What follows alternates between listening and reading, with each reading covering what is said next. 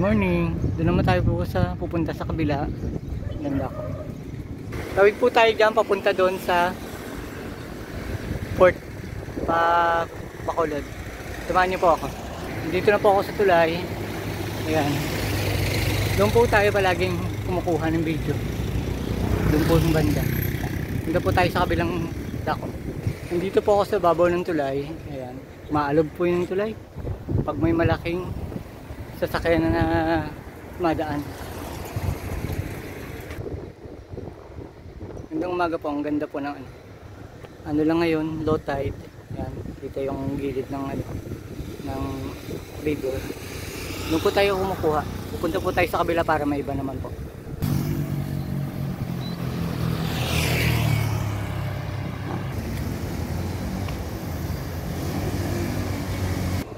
Dito na po ako sa kabilang dako. Sa Lapos area ng Iloilo River. Ayan po. Ngayon po, ayun po yung Sambuanga. Ewan ko kung ano yan. Tingnan natin mamaya. Tingnan nyo muna yung paligid. Sa mga susunod na video, doon po tayo pupunta. Hindi naman yung lalakarin natin.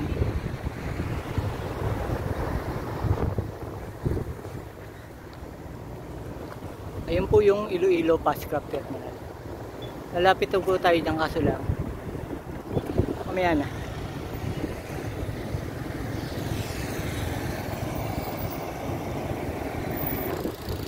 Ito po pala yung Wisam Express 3. Yung Passcraft papuntang Bacolod. Papuntang Bacolod po yan.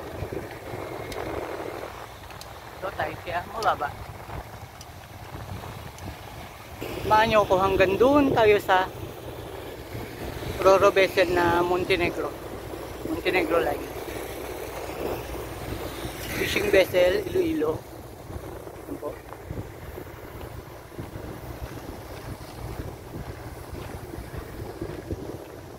Naka-park po sila sa gilid ng Iloilo River.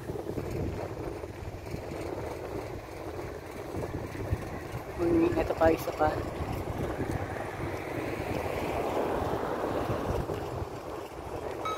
Ayan, to go. Yung shipping line. Ayun po yung Montenegro.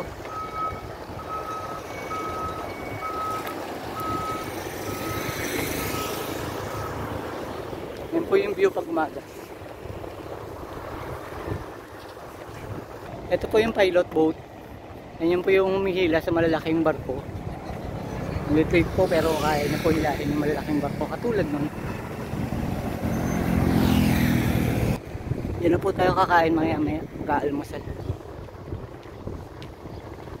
Yan, may mga namimingwit naglalakad. Doon po tayo pupunta malapit sa Montenegro. Yan po, abutan naman po natin yung Montenegro. Marami pa pong barko naka fishing vessel to. Naka angkla dito sa gilid. Nagdadaan sa gilid. Tuloy yung tubig.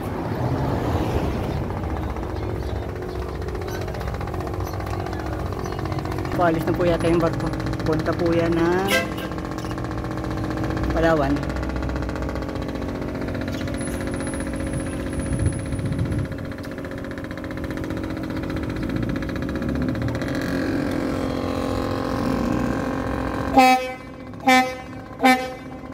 Paalis na po sila. Yun sa live. Yun po. Maria Yasmina. Bon voyage. Happy trip. Palawan po yan.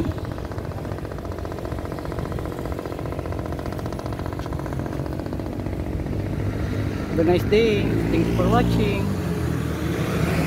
Don't forget to like, share, and subscribe to my channel. At kay Kyle po. Salamat po sa suporta nyo. Ano po, suporta nyo po ako. Magandang umaga.